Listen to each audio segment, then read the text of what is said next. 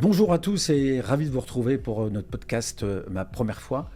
Le podcast présenté et animé par Hervé Van Rijn et par la société RH Performance, société qui recrute, qui forme, qui anime des séminaires, etc. etc.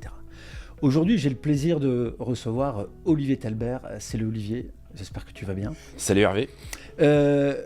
Pourquoi j'ai souhaité faire venir Olivier je te l'ai partagé quand on a préparé ce rendez-vous. Moi, j'avais été bluffé, c'était, je pense, à peu près une dizaine d'années. J'étais déjà dans les réseaux lillois et puis j'entends parler d'un Valenciennois qui veut créer un business club. Le business n'est pas toujours vu de manière très propre à l'époque, en tout cas. Et puis, je me souviens de cette cérémonie à Entreprise et Cité. J'y vais en me disant, tiens, qu'est-ce qu'ils vont réussir à faire? Et on était plusieurs centaines de personnes, tu pourras nous en dire plus. Et puis, les grandes familles du Nord, les grands patrons du Nord étaient là, etc. Et je me suis dit, waouh, j'ai été bluffé. Alors ma courte présentation s'arrête là. Est-ce que Olivier, tu souhaites rajouter quelque chose à cette courte présentation de ton parcours? Ouais, alors j'ai une chance, d'abord merci Hervé, j'ai une chance incroyable, c'est que tu as en face de toi un homme heureux qui depuis 40 ans que je travaille, je fais des choses qui me passionnent, qui me plaisent et surtout je prends énormément de plaisir. Alors, bien évidemment, on parle d'une résultante. C'est vrai, il y a 10 années, on a démarré une belle aventure ici dans le Nord, dans les Hauts-de-France, qui aujourd'hui s'étend sur toute la France. Mais il ne faut pas oublier le début. Et le début, souvent, ça commence par des choses qui sont toujours un peu hasardeuses. Et ce sont les rencontres qui font qu'à un moment. En 2 mots, et j'ai 15 ans, je suis un cancre à l'école. J'avais qu'un truc qui me plaisait, c'était le rugby, le sport. Et puis, malheureusement, je ne suis pas admis dans ce sport-études. Ma mère m'inscrit gentiment dans un lycée hôtelier. Je suis sur liste d'attente. Je suis appelé 2 jours avant la rentrée. Et là, la révélation, je rencontre un homme qui était mon prof de cuisine, qui m'a donné envie et qui m'a fait découvrir un métier passionnant qu'est la cuisine. Le jour de mes 18 ans. Il t'a donné envie de quoi? Il m'a donné surtout envie, il m'a surtout mis en confiance d'un truc que je ne savais pas faire et que j'allais en faire mon métier. Vous voyez, ce qu'on appelle des vocations. Voilà. Et le jour de mes 18 ans, j'ai mon CAP de cuisine. J'achète le guide Michelin, parce qu'à l'époque, il n'y avait pas d'internet, il n'y avait pas de téléphone portable. J'écris aux 23 3 étoiles Michelin. Je pensais que j'allais être pris dans un des 23. Je suis pris nulle part. Et je m'en vais avec mon sac à dos à Londres, travailler pendant 1 an. Et là, pendant 4-5 ans, j'ai fait ce métier passionnant. Une petite question. Est-ce que tu te souviens, après avoir écrit à ces 23 étoilés, tu n'as aucune réponse, tu le vis comment? Je le vis, mon ego en prend un coup, forcément, on est jeune, on pense qu'on a de la fougue, mais en fin de compte, on est comme tous les autres. Qu'est-ce qu'on doit prouver? Et je pense que je me suis mis beaucoup en cause. Je pense que mes courriers étaient trop impersonnel, globalement, et ça manquait un peu de piment, ça manquait de choses, parce que, bien sûr, à l'époque, on recrutait que sur des CV et on n'avait pas d'entretien visio comme on le fait aujourd'hui. Erreur de jeunesse. Ok. Ouais. Voilà. Et donc, derrière, je fais mon service militaire, comme on le faisait à l'époque. J'avais 2 mois à rien faire à la sortie du service. Le copain d'un copain me dit, tiens, chez Brioche Pasquier, il cherche un chauffeur-livreur. J'y vais, c'est au Mans. Je charge les camions, je mets les produits en rayon et je commence l'aventure comme ça. Qu'est-ce qu'il y a déjà chez toi? Ce que j'entends, tu rêvais de partir, de faire une carrière de sportif. Ça marche pas. Tu te retrouves dans l'hôtellerie, pas forcément par choix. Et puis, ce que j'entends, il y a une rencontre avec ce professeur. Et puis derrière, en tout cas, moi, je traduis dans ce que tu expliques, il y a déjà de l'audace, il y a déjà de l'envie, il y a déjà de la créativité. Tu ressentais déjà ça à l'époque? La créativité peut-être pas, mais de l'audace, oui, c'est sûr, parce que ça va ouvrir une porte et surtout ne pas la laisser la possibilité de se refermer, ça c'est quelque chose qui est important, ça je l'ai au fond de moi. C'est peut-être le fil rouge de ton histoire. Exactement, c'est de savoir ouvrir les portes et puis d'entretenir tout ça. Et voilà, et on arrive quelques années plus tard. Tu parlais de Pasquier, donc tu as ce CAP, tu travailles dans l'hôtellerie, enfin dans l'hôtellerie ou la restauration en tout cas. Et qu'est-ce qui fait que tu arrives chez un industriel de l'agroalimentaire? C'est que j'ai 2 mois à rien faire, je dois absolument travailler, j'ai besoin d'argent. Voilà, j'ai la possibilité de chauffeur-livreur chez Brioche Pasquier. Je charge les camions, je mets les produits en rayon chez Auchan, chez Carrefour pendant quelques mois. Ils ont aimé mon comportement plus que faut pas une grosse compétence. Voilà, ils ont aimé mon comportement. Ils me proposent d'être commercial. Je pars à Orléans, 0 client, 0 chiffre d'affaires. 6 mois après, on fait un peu de chiffre. 1 an après, ils me proposent d'être chef des ventes. Après, je suis responsable des grands comptes. Voilà, je vis une aventure incroyable. Et je dois tout à la famille Pasquier, aux 5 frères qui m'ont fait confiance. Ok. Alors pourquoi ils t'ont fait confiance? Moi j'aime bien, c'est quand les gens disent je remercie un tel ou une telle, très bien, et à un moment ou à un autre, j'ai envie de dire, il y a une transaction qui s'est faite entre vous. C'est-à-dire que pourquoi ils t'ont fait confiance? Qu'est-ce que tu leur as amené? Vous savez, je crois qu'aujourd'hui, ce qui est important dans la vie professionnelle, quand vous avez des managers qui vous poussent et qui ne vous tire pas. Vous savez, la notion entre pousser et tirer, elle est vachement importante parce que quand on pousse les gens, on ne fatigue pas et on prend du plaisir. Et quand on tire, c'est fatigant. Et ils ont toujours poussé un tout petit peu et forcément l'initiative, l'autonomie, l'envie et la créativité à ce moment-là, bien évidemment. Quand vous laissez un peu un coin de ciel bleu à un collaborateur, quand il en fait quelque chose de merveilleux, qu'est-ce qu'il voulait qu'il vous arrive derrière, quoi. Est-ce qu'on peut dire qu'ils t'ont révélé, ils t'ont aidé à te révéler? Bien sûr. Ils ont cet engrais également de plaisir, de management. J'ai fait des formations. Ils m'ont dit, tiens, Olive, ça, il faut faire ci. Je me suis pris des coups de gueule. J'ai été remis à ma place plusieurs fois. Mais ça fait partie également de l'apprentissage de la vie. Et ça fait du bien de temps en temps. Et ça fait du bien de temps en temps de savoir que, voilà. Alors, pour ceux qui ne le savent pas, moi, je suis derrière le micro et j'interviewe quelqu'un qui a interviewé énormément de belles personnes. On en discutera. Quand on s'est connus il y a une dizaine d'années, tu étais en train de construire le réseau. Il y avait Valenciennes, Lille, puis après tu es allé un peu plus loin sur la Côte d'Opale. Aujourd'hui, vous avez combien de... Je sais pas, on peut parler de... C'est des franchisés. Aujourd'hui, tu as créé une marque, une sorte de master franchise, c'est ça? Alors si tu veux, si on reprend juste le départ, Valenciennes, 23 septembre 2013, on ne fait pas les malins, on part dans une aventure, on pense que ça va être purement local, jamais de la vie on imagine. En septembre 2014, on ouvre le deuxième club à Lille, le Flandre Business Club, et là, énormément de monde pour l'inauguration. Et là, je me dis, bingo, ça va marcher, on ouvre un troisième à Arras. J'ai une petite question. Quand tu vois toutes ces personnes qui répondent présent, je ne sais pas combien de centaines de personnes ont été entreprises. 550. 550, donc tu t'en souviens. Ça fait quoi de te dire, tiens, moi, le petit Valenciennois qui vient à Lille, j'arrive à créer quelque chose qui n'existait pas et je fais venir 550 personnes. Comment tu vis ce moment-là? Alors, qui n'existait pas, c'est peut-être pas tout à fait le mot, parce que des clubs, il y en a beaucoup. Je pense que c'est le format qui est un peu différent. Et puis surtout, je pense que la manière de communiquer, la manière également, on avait trouvé cette recette magique, c'est comment on peut vous aider. Et comment dire, l'élément attractif, c'est surtout l'intervenant. Et là, quand on a réfléchi à ce concept, on s'est dit, on va mettre beaucoup de monde autour de la table, mais si on veut qu'il reste, parce que le plus dur, c'est pas de créer, le plus dur, c'est de durer. Et si vous voulez que ça dure, il faut avoir quelque chose qui soit dans le concept, qui soit pérenne. Et on s'est dit, voilà, ce qui va durer, ce sont les intervenants qui vont venir nous raconter leur histoire, qui vont venir nous raconter également, nous partager leur échec et également leur succès. Donc ça, c'est le concept. Et je reprends, j'aime bien ce que tu dis, le plus dur, c'est pas de créer, le plus dur, c'est de durer. C'est créer et durer.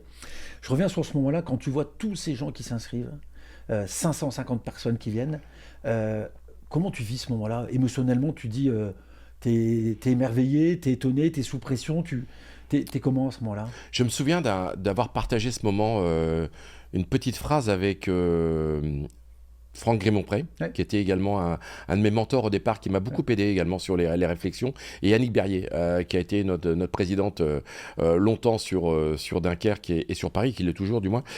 Et je me souviens de ces moments-là, de moments de complicité. Et vous savez, quand le regard des gens vous dit ce que tu fais est bien, vous avez des ailes, vous volez, vous marchez sur l'eau.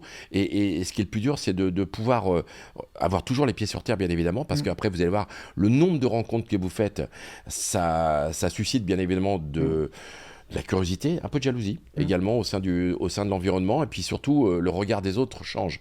Donc c'est ça qui est important, c'est de rester toujours en phase avec soi-même et accessible pour les autres. Si on revient sur ton histoire, donc tu disais Valenciennes 2013, 2014 Lille, et puis après ça se développe. Est-ce que tu peux en quelques minutes nous expliquer qu'est-ce qui s'est développé et on en est où aujourd'hui? Alors, c'est vrai qu'au départ, on était à deux sur une aventure, 2-3 clubs. Et puis, rapidement, j'ai compris qu'on pouvait en faire un business. J'avais cette vocation à aller sur tout le territoire. J'avais des ambitions, une forte ambition. Je me souviens de Didier Leroy qui m'a dit « Olivier, un jour, il faut avoir des ambitions qui soient un peu hors normes. » Et c'était le cas. Et on a commencé à construire un petit peu cette offre. Et on s'est dit « On va regarder toutes les villes de plus de 150 000 habitants, et il y en avait 52 en France, et on a vite couvert en 2019 ces 52 villes, et puis aujourd'hui on est sur des agglos de plus de 100 000, on va arriver aux 80 en 2028, on en a 60 aujourd'hui. Tout ça en 10-12 ans? Ouais, 10-12 ans. Mais je ne l'ai pas fait tout seul. Je l'ai fait parce que j'étais conseiller, parce que j'ai eu la chance de rencontrer les bonnes personnes. J'ai une équipe formidable. Vous savez, aujourd'hui, quand vous faites confiance également à des collaborateurs, tout ça, les gens, quand ça pétille dans leurs yeux, quand ça donne envie, vous savez, vous n'avez pas besoin de leur dire grand-chose. Ils comprennent très vite les enjeux et ils ont envie de s'approprier les choses. Tout à l'heure, tu me disais que ton métier, en tout cas, j'ai bien aimé la manière dont tu l'as présenté. Tu disais qu'on était des créateurs de liens. Ouais. Tu peux développer cette partie-là, créateur de liens? Vous savez, aujourd'hui, j'ai un directeur général qui est Vincent avec moi, Vincent Degallet. 15 ans qu'il était mon banquier. Et un jour, je me souviens, on était au foot et il me dit, tiens, j'ai fait mettre en relation, je sais plus quel était le métier, mais peu importe, c'était peut-être un plombier avec un charcutier. Et il les a fait rencontrer et lui, il n'avait pas beaucoup d'intérêt là-dedans, parce que je suis banquier. Sauf qu'aujourd'hui, quand les gens se sont rencontrés, c'est grâce à Vincent. Et au fur et à mesure du temps, les gens ont eu des projets. Et ils ont toujours souvenu qu'à un moment, c'est grâce au banquier qu'on avait rencontré telle ou telle personne. Moi, je crois beaucoup à ça. Je crois beaucoup à cette mise en relation qui, peut-être à l'instant T, n'a pas beaucoup d'intérêt, mais qui, peut-être demain, peut avoir des conséquences dans le bon sens, bien évidemment, en termes de business. Ouais. Ton modèle aujourd'hui, si tu devais me le présenter en une minute, c'est quoi? Plutôt que d'aller chercher la sous-traitance à l'autre bout de la France ou à l'autre bout de l'Europe, à côté de chez vous, il y a peut-être une entreprise qui fabrique ce que vous cherchez. Notre modèle au départ, notre concept, c'est ça. C'est de mettre autour de la table des gens qui, sur le papier, ont peu de chances de se rencontrer et qui, autour d'une table, peuvent se dire les choses. Et ça marche? Ça marche. On a un taux de fidélité qui est assez incroyable. On a un taux de renouvellement qui est de 85% aujourd'hui. Voilà, en moyenne, il reste 4 ans et demi au sein du réseau. Il y a pas mal qui sont devenus des copains. Alors ça a grossi, bien évidemment, on ne connaît plus tout le monde, ça a pris une dimension tout à fait exceptionnelle, mais ce qui est quand même génial, c'est que quand vous vous retrouvez, je ne sais pas, à Nice, à Bordeaux ou à Marseille, quand vous assistez à un déjeuner et que les gens parlent du réseau et qu'ils ne savent pas qui vous êtes et que vous entendez que du bien, franchement, là, vous prenez votre pied. Ça fait quoi de regarder ça? Avec un peu de recul, tu dis, waouh, ce que j'ai créé? Ouais, alors moi j'ai plutôt, bien évidemment, c'est important de se retourner dans le rétro. Mais surtout, ce qui est important, c'est de regarder l'avenir, les 5-6 ans qui arrivent. Ouais. Là, j'ai ma convention qui arrive dans quelques jours avec mes franchisés. Je vais leur expliquer ma vision. On est sur le territoire français. Dans 2 ans, on aura couvert la majorité du territoire. On va commencer à regarder un petit peu en dehors des frontières avec un deuxième réseau qu'on a ouvert qui s'appelle Business Time, parce que bien souvent on a aujourd'hui on a dit non à beaucoup de personnes. On a une base de données très importante et aujourd'hui on est très sélectif sur le choix. Je pense qu'une des clés de réussite de ce qu'on a fait, c'est qu'on sait dire non. Savoir dire non, c'est un acte de vente. Je pense qu'aujourd'hui, plus on dira non, plus on sera crédible et plus on fera durer nos membres dans leur adhésion. C'est ça le plus important, c'est de savoir dire non. Et toutes ces personnes, malheureusement, qu'on n'a pas pu accueillir, eh bien, on leur propose un autre réseau. Ça s'adresse aux TPE. C'est 2 afterworks par mois qui s'appelle Business Time. On a lancé l'aventure il y a 2 ans. On a déjà 60 clubs sur la France. On a un petit millier de membres. C'est fantastique. Et là, aujourd'hui, c'est très complémentaire. Et ça, ce concept-là, on va le mettre à l'international. Ouais. J'ai envie que tu me parles comme tu parlais de liens, de rencontres, et tu as interviewé, est-ce que tu sais le nombre de personnes que tu as interviewées? Parce que pour ceux qui ne connaissent pas Olivier, Olivier, on le retrouve sur scène, interviewer des personnalités. Tu as interviewé combien de personnalités, tu le sais? Personnellement, j'en ai fait 650. 650, ouais. Et on a fait 2800 déjeuners, rencontres dans le réseau depuis le début de l'aventure. 650, ok.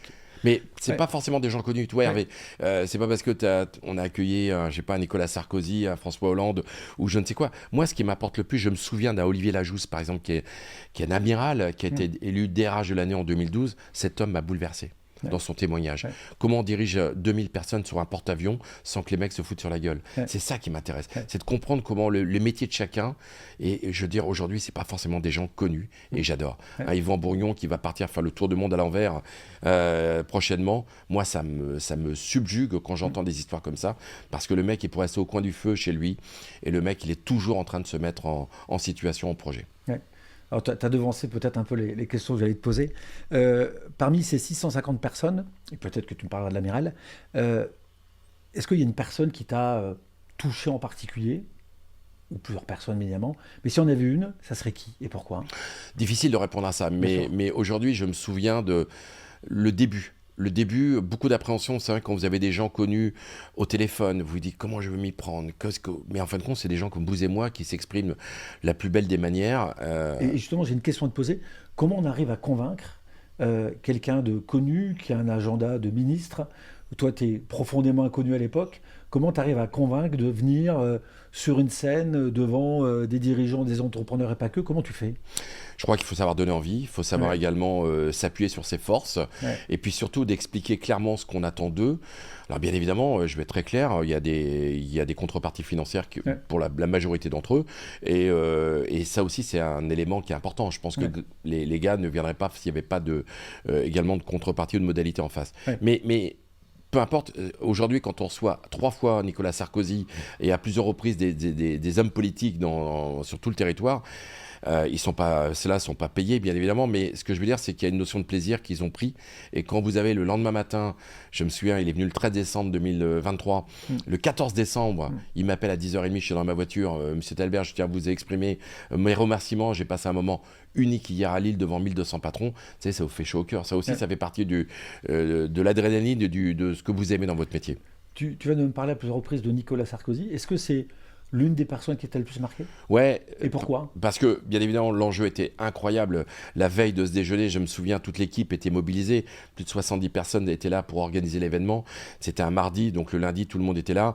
La veille, à 14h, tout le service sécurité de Nicolas Sarkozy vient. 8 gardes du corps, comment on fait venir de Rallye à Lille, le Grand Palais, comment on organise cette logistique-là. Ouais. Ça nous a, franchement, on a grandi, on a franchi des paliers parce que, bien évidemment, c'est des choses qu'on n'a pas l'habitude de faire. Ça, c'était un moment important, et puis surtout d'échanger le lendemain avec lui, parce que quand il m'a... Comment on se prépare? Toi, tu es Olivier Talbert, tu es un ch'ti, tu as réussi à décrocher, d'avoir l'accord d'un président de la République qui vient. Comment on se prépare? Je parle de la préparation mentale, émotionnellement, en termes de logistique. Comment tu fais? Alors, la logistique, c'est ce qui est le plus facile. Globalement, c'est des choses que tu maîtrises. Il ne peut pas nous arriver de problème sur la logistique. Par contre, ce qui est le plus important, c'est de jamais être pris au dépourvu. Et tout ce que vous pouvez apprendre, tout ce que vous pouvez lire, tout ce que vous pouvez entendre sur quelqu'un, il ne faut pas vous priver. Vous savez qu'il vaut mieux avoir plus de richesse dans la tête, ne pas s'en servir le jour J, mais d'avoir des anecdotes qui vont marquer les gens, fait qu'à un moment, tout ça, vous avez plus de facilité à vous exprimer. On ne vend bien, on ne s'exprime bien sur des choses qu'on maîtrise bien. Et donc, tu te prépares et tu as cette interview avec Sarkozy. Pourquoi elle t'a touché en particulier ? Parce qu'on a touché, il y a un sujet qui est vraiment important dans ce qu'on fait, c'est l'émotion. L'émotion avec Nicolas Sarkozy, on a parlé de Human Bomb, on a parlé de pas mal de sujets qui l'ont touché. Où est-ce qu'il était le jour quand il perd son élection présidentielle je me souviens de ce moment-là. Non, c'est pas quand il perd, parce que je dis une connerie, il a pas fait les primaires, il a pas été au bout. Mais quand il gagne, justement, comment cette journée du dimanche, à quelle heure il sait qu'il va être président, quels sont les mots qu'il va utiliser, enfin bref, comment il s'organise, même s'il a été controversé à ce moment-là. C'est ça qui est génial, c'est les coulisses. Ouais. Je me souviens d'un Jean-Pierre Raffarin, quand il est venu à Paris, je me souviens sur un dîner. Il rentrait tout juste de Chine, on avait le dîner un mercredi, il arrivait de Chine le lundi, et ça fait plusieurs fois que je le recevais, et je dis Jean-Pierre, tiens, explique-nous. Comment ça marche un voyage présidentiel? Alors il m'explique, voilà, il a fait plusieurs fois l'avion. Alors, premier avion, c'est 70 personnes dans le premier avion avec le président de la République. Le deuxième, c'est 250 patrons qui accompagnent le président en Chine. Et puis le troisième, c'est un avion de secours au cas où les 2 premiers avions tombent en panne. Voilà, et c'est génial parce que là, on est dans les coulisses. Comment ça se passe un conseil des ministres? Je me souviens de ce moment quand il raconte, c'était un mercredi matin, mon papa venait de décéder, Jean-Pierre Raffarin qui s'exprime, et il est 6h du matin. Jacques Chirac tout de suite est informé, il lui écrit en disant Jean-Pierre, c'est pas la peine que tu viennes, je vais prendre le relais sur le Conseil des ministres. Et Jean-Pierre fait quand même le Conseil des ministres, il est 9h ou 10h du matin. Et là, pendant tout le Conseil des ministres, il voit Jacques Chirac écrire comme il savait le faire. Et à la fin du Conseil, Jacques Chirac lui remet cette enveloppe. Et il nous dit devant tout le monde, c'est la plus belle lettre d'amour qu'on m'ait jamais écrite. Voilà, c'est pour ça. Ouais, voilà, ouais. C'est pour ça qu'aujourd'hui on aime ce métier. C'est pour ça que j'aime ce métier, parce qu'on a des histoires d'hommes et de femmes qui sont tout à fait incroyables, et on a souvent des confidences qui sont hors du commun. Quel lien tu gardes avec ces personnes-là aujourd'hui? Tu as eu 650, mais est-ce que derrière il y a encore des échanges, des rencontres? Oui, bien sûr. Ouais, bien sûr, ouais. On a toujours des moments incroyables. Alors. Vous savez, dans le réseau, il faut savoir entretenir les choses. Faut pas, le réseau, c'est important, c'est de ne pas l'utiliser le jour où vous en avez besoin, parce que les gens vous sentent opportuniste. Je pense que tous les trimestres, tous les quadrimestres, il faut envoyer un petit mot. Je me souviens, par exemple, je suis abonné à une page sur Google, qui s'appelle Google Alerts. C'est gratuit. Ouais. Eh bien, j'ai rentré toutes les personnes qui comptent, à la fois les intervenants, puis également des clients, des membres. Et tous les matins, à 9h, j'ai une petite revue de presse s'il y a un article presse. C'est comme ça que j'ai su que tu faisais des podcasts. J'ai vu que, voilà. Eh bien, je vais voir, je lis, je bouquine. Et puis, si un truc m'inspire, j'envoie un petit mot. Bravo pour l'article dans La Voix du Nord. Bravo pour le podcast. Et ce petit bravo-là, il fait toute la différence sur la relation, l'entretien du réseau. Ouais. Parce que c'est ça qui est important, c'est de donner de l'information et de savoir remercier les gens. Tes invités, qu'est-ce qu'ils aiment dans les rencontres avec le Business Club? Qu'est-ce qu'ils apprécient? C'est quoi les retours qu'ils te font? Tu sais, c'est vachement plaisant de parler de soi pendant 1 heure devant... Et l'être humain aime bien parler de lui. Parle de moi, il n'y a que ça qui m'intéresse. Ouais. Et voilà, donc ça aussi, c'est quelque chose qui est important, de repartir le parcours. Vous savez, on a Roselyne Bachelot qui vient régulièrement chez nous. Roselyne, même si elle fait les grosses têtes, même s'il fait pas mal d'émissions de télé, elle aime bien parler un petit peu des coulisses de ce qu'elle a vécu également quand elle était au gouvernement. Même une fois, elle a été appelée au gouvernement, mais ils ont oublié de le prévenir que le vendredi matin, elle ne faisait plus partie du gouvernement, alors que le lundi, elle avait été appelée. Enfin, petites coulisses de ce type-là qui sont assez amusantes, mais également quand on parle avec des chefs de cuisine, quand on parle avec des sportifs médaillés. Vous savez, pendant 4 ans, 8 ans, 10 ans, vous avez travaillé pour cette médaille qui aujourd'hui était l'obsession de vos jours et qui malheureusement, quand vous ne l'avez pas, vous êtes 4e, ou quand vous l'avez, ça change votre vie. Ouais. Qu'est-ce que ça t'apprend, toi, toutes ces rencontres? Souvent, je m'aperçois d'une chose. La simplicité et l'humilité sont vraiment 2 qualités qui sont essentielles, je pense, dans la réussite de beaucoup. Vous savez, les gens qui la ramènent constamment en disant « moi, je », vous avez peu de chance qu'à la fin, ça se termine bien. Vous voyez ce que je veux dire? Moi, je suis toujours subjugué de la discrétion et de cette humilité qu'on peut rencontrer avec bon nombre de personnes. Les poignées de main, elles révèlent des choses. Vous savez, je me souviens un jour, je reçois Henri de Castres, qui était le patron d'AXA, un des patrons du CAC 40. Et cette poignée de main, on était ensemble au LOSC à Luchin. Quand il m'a dit bonjour, j'avais compris qu'on allait passer un bon moment. Vous savez, cette expression verbale, cette expression gestuelle, le regard des gens, waouh! Et ça aussi, ça vous apprend des choses parce que quand vous l'avez reçu, vous avez envie de redonner derrière. Quand on a préparé ce podcast, tu m'as parlé de l'un de tes rêves. Ce rêve, il a été réalisé par opportunité. Enfin, plutôt pas par opportunité, mais comment je dirais, par circonstance. Alors, j'ai une question avant que tu me parles de cette rencontre avec Claude Lelouch. Pourquoi c'était un rêve pour toi d'interviewer Claude Lelouch? Ça représentait quoi? Ça touche quoi? Claude Lelouch, quand j'avais 18 ans, j'allais voir tous ses films, on sortait un par an. Et à chaque fois que je ressortais du cinéma, j'étais ébloui, j'étais ému, j'étais touché. Tous ces films n'ont pas souvent marché, pas tous, mais tous ceux qui ont marché vous ont laissé quelque chose. Et un jour, on est en 2019, je devais recevoir Tony Estanguet, Paris était nommé ville olympique. Et là, quelques jours avant, Tony Estanguet nous envoie un petit mot en disant « Malheureusement, je ne pourrais pas venir ». J'avais 400 personnes dans la salle, on était à Euro Technologies. Et là, je suis en panique, je n'ai pas le réseau que j'ai aujourd'hui. Je me dis comment je vais faire. J'appelle tout ce que j'ai autour dans mon téléphone. Je n'avais pas beaucoup de numéros. Et j'en avais un qui m'avait été donné par un membre du réseau. C'était le numéro de Claude Lelouch. On était au mois de mai, on était en plein festival de Cannes. Je l'appelle. Je dis voilà, Claude, je vous explique ce qui se passe. Et quelques secondes de répit. Ça durait une dizaine de secondes. J'entends plus le son de sa voix. Il me dit je ne peux pas dire non à quelqu'un qui ose. Je ne peux pas dire non à quelqu'un qui ose. Il est venu 3 jours plus tard à Lille. On a changé un tout petit peu. Non, il est venu 3 jours plus tard à Lille. On a vécu un moment merveilleux. Il est reparti à Cannes aussitôt. La classe. Est-ce que c'est pas un cadeau incroyable que Claude Lelouch te dise je ne peux pas dire non à quelqu'un qui ose? C'était un peu le résumé de ma vie, quelque part. Et j'ai toujours suivi ce leitmotiv. Et c'est vrai que je prends l'exemple d'un collaborateur. Il y a un an, c'était quasiment un an, j'ai le père d'un de mes membres qui m'appelle, il me dit Olivier, j'ai mon fils qui doit absolument faire un stage. L'entreprise qui devait le prendre lundi ne peut pas le prendre pour des raisons X ou Y. Est-ce que tu peux le prendre pendant 2 mois? J'ai absolument besoin de ce coup de main. J'étais à l'Étroit dans les locaux, c'est Corentin, et il arrive le lundi matin, il fait son job, et puis 15 jours plus tard, malheureusement l'école où il était, malheureusement lui annonce que l'école va fermer. Enfin bref, c'est une situation un peu incongrue, et il se retrouve sans stage, sans rien. Il me dit voilà. Et plutôt que de m'annoncer au téléphone qu'il arrête son stage, il s'est déplacé le lundi matin dans mon bureau. Il m'a dit Olivier, je peux te voir? Il est venu, il avait les yeux qui brillent, comme vous imaginez. Il m'a dit voilà, je suis obligé d'arrêter mon stage parce que l'école, malheureusement, ça ne va pas continuer. Et j'ai senti beaucoup de désarroi dans son message. Et je lui ai dit si tu veux, j'ai appelé Vincent, j'ai appelé Annick, mes associés, et on lui a dit Corentin, si tu veux, tu restes 3 mois chez nous, tu as 15 adhésions à faire. Si les 15 adhésions dans 3 mois sont faites, tu restes avec nous. Et depuis, c'est mon meilleur collaborateur. Génial. Au niveau commerce. Ouais. Je suis admiratif de ça. Et savoir donner la chance aux jeunes, je trouve que ça, c'est important. Est-ce que c'est pas un peu ton histoire? C'est mon histoire. Ouais. Exactement. Tu produis et tu redonnes la chance à ceux qui en ont besoin. Je reviens sur Claude Lelouch. Cette rencontre, c'est un rêve. Est-ce que entre le rêve et ce qui s'est passé, tu as été pleinement satisfait? Est-ce qu'il y a eu un décalage? Parce que parfois, le rêve, il y a quelque chose d'inatteignable dans un rêve. D'avoir rencontré ton rêve, tu es ressorti de là avec quoi? Je suis ressorti avec des étoiles dans les yeux. L'émotion a été incroyable. Il a signé, vous savez, son entreprise s'appelle Les Films 13. Ouais. Et quand il raconte l'histoire de son entreprise, il devait arriver chez le notaire pour déposer le nom. Ça s'appelait les Films de l'Apocalypse.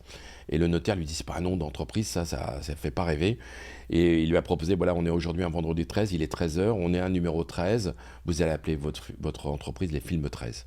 Et quand il est arrivé, la première chose qu'il m'a demandé était, Olivier, quel âge vous avez? J'avais 52 ans, et il m'a dit 4 x 13. J'ai adoré sa réponse, et on a conversé comme ça pendant une bonne demi-journée ensemble.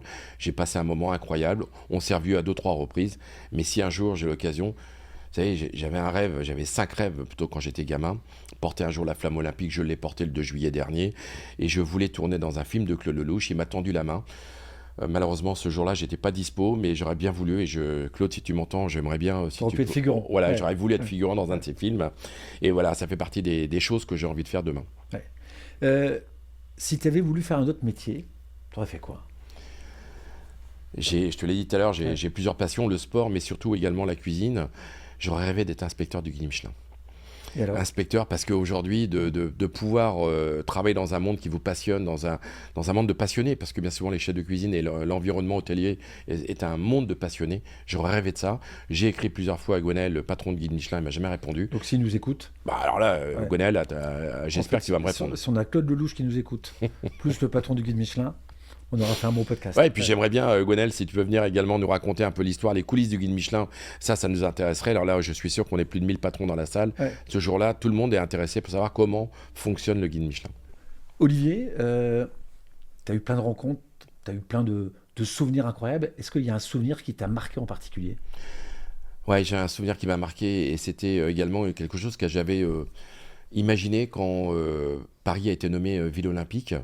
C'était en 2018, on parle des Jeux de 2024. Et j'avais cette idée de pouvoir réunir tous les sportifs médaillés des Hauts-de-France autour d'une table.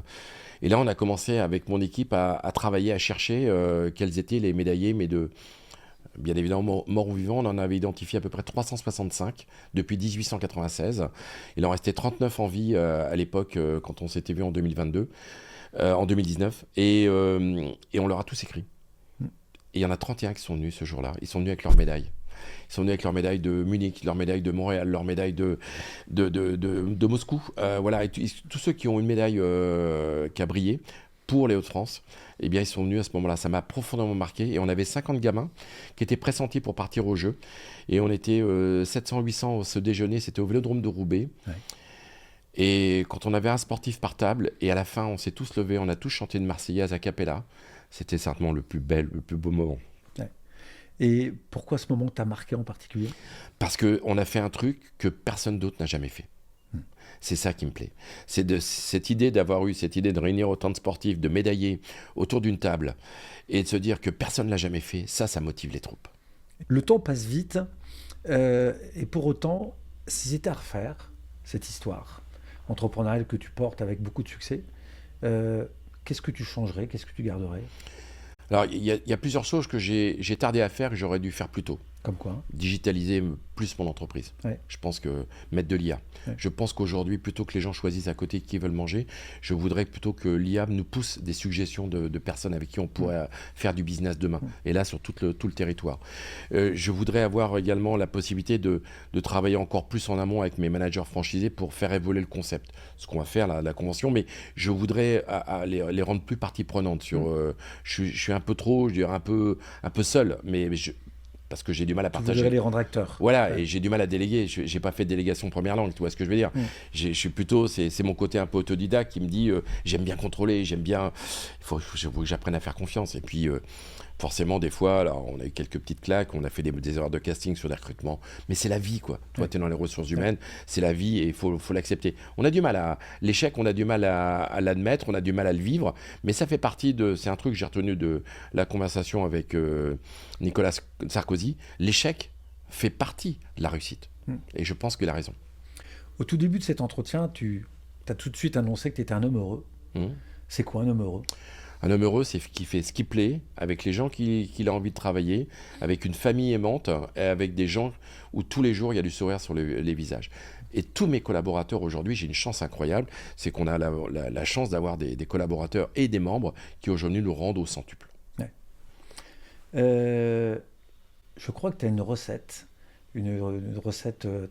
d'Olivier Talbert. C'est quoi la recette d'Olivier Talbert pour vivre ses rêves, pour entreprendre, pour réussir Ouais, alors on a cinq principes également dans nos réseaux Business Club. La première, c'est de donner envie. Vraiment, je vous donne le petit conseil, c'est vraiment sur vos profils LinkedIn, également de vos fiches téléphone, photos, enfin des choses qui doivent être tout de suite données envie à rentrer en contact avec vous. Donc ne minimisez pas ce sujet, il est vraiment très important. La deuxième, c'est de créer du lien, même si aujourd'hui vous n'avez pas forcément des relations professionnelles, mais peut-être que votre voisin et peut-être que quelqu'un dans votre entourage peut avoir de l'intérêt. Faites-le, vous allez voir, quand vous donnez, vous allez recevoir au centuple derrière. Troisième, augmentez votre curiosité, c'est le moteur de l'entreprise, c'est notre carburant. Plus vous êtes curieux, plus vous donnez envie également. La quatrième recette, c'est l'audace. Quand vous osez quelque chose et que quand ça arrive, vous marchez sur l'eau. Et quand vous marchez sur l'eau, c'est ça qui fait qu'à un moment, vous prenez du plaisir, vous ne fatiguez pas et vous avez des résultats. Et puis la dernière, c'est celle que j'aime le plus, c'est générer de l'émotion. Plus on génère d'émotions avec un homme ou une femme, plus les gens se souviennent de vous. Vous savez, quand vous êtes invité à dîner, quand vous avez passé un bon moment avec quelqu'un, et quand vous envoyez ce petit texto, vous savez, merci beaucoup Hervé du moment qu'on vient de passer ensemble ici à Lille, eh bien ce petit texto fait toute la différence entre une relation sincère et celle qui aujourd'hui n'est que du vernis, vous voyez ce que je veux dire. Donc voilà, c'est les 5 principes de base de ce que nous faisons aussi dans le réseau, et j'essaie de m'y appliquer tous les jours. Ça veut dire que je vais recevoir un petit SMS demain ou après-demain ? C'est pas demain ou après-demain, c'est dès ce soir. C'est dès ce soir. Voilà. Est-ce qu'il y a une question que tu aurais aimé que je te pose et que je t'ai pas posée, Olivier ? Ouais, si demain tu avais la possibilité de dîner avec plusieurs personnes, avec qui tu partagerais ce moment ? Je te pose cette question, Olivier. Forcément, ma femme, mes enfants, parce que j'ai des enfants qui sont à l'étranger, donc ça, j'aimerais les avoir plus souvent, de faire une table assez incroyable, également avec tous les gens que j'aime, également tous mes associés, mais des gens inspirants, des gens qui aujourd'hui, Olivier Lajousse par exemple, quelqu'un qui m'a profondément marqué, d'avoir un chef de cuisine, d'avoir également, pourquoi pas un syndicaliste, parce que je trouve qu'aujourd'hui la posture du syndicaliste, bien évidemment, quand on est patron, on la partage pas tous les jours, mais de comprendre mieux des fois comment il travaille. Je me souviens de cette question que j'avais posée à Gérard Mullier, et Gérard Mullier avait répondu en effet qu'il voulait un journaliste, qu'il voulait un prêtre, qu'il voulait également un syndicaliste autour de la table. Je pense qu'il avait raison de partager également des gens qui ont peu de chance de pouvoir se rencontrer un jour ou l'autre. Voilà, c'est un peu ça, il n'y a pas forcément des gens connus, des gens qui ont vraiment un cœur gros comme ça et avec qui on va partager des moments d'émotion. Ce que j'entends, c'est la famille, les amis, les collaborateurs proches et puis quelques personnalités qui t'ont touché. Ouais, voilà, exactement. Et puis surtout de continuer à vivre des choses. Vous savez, aujourd'hui, je viens d'avoir 60 ans et on mesure bien évidemment tout ce qu'on vient de faire, mais j'ai tellement envie de savoir, de continuer à développer les choses dans les 10 prochaines années, que ça, je suis un gamin de 15 ans, j'ai le corps d'un gamin, peut-être pas le corps, mais j'ai l'esprit d'un gamin de 15 ans, et ça, quand vous donnez envie à quelqu'un, il a envie de vous suivre. Olivier, merci, moi j'ai pris beaucoup de plaisir. Et j'ai envie de te donner rendez-vous dans 5 ans, non pas dans 10 ans comme disait l'autre, mais dans 5 ans pour que tu puisses nous parler à la fois de ces belles rencontres et puis nous dire où tu en seras dans cette belle aventure entrepreneuriale. Super, rendez-vous dans 5 ans. Donc on sera en juillet. On sera en mai. En mai 2030. Regarde. En mai 2030, eh bien, avec grand plaisir. Et on viendra de passer quelques semaines auparavant les JO d'hiver. Donc Edgar Gros-Piron qu'on va recevoir bientôt également. Donc, que vous avez déjà reçu. Qu'on a déjà reçu. Ben, voilà. Donc c'est la chance qu'on a aussi. Merci. Merci Olivier, à bientôt, merci.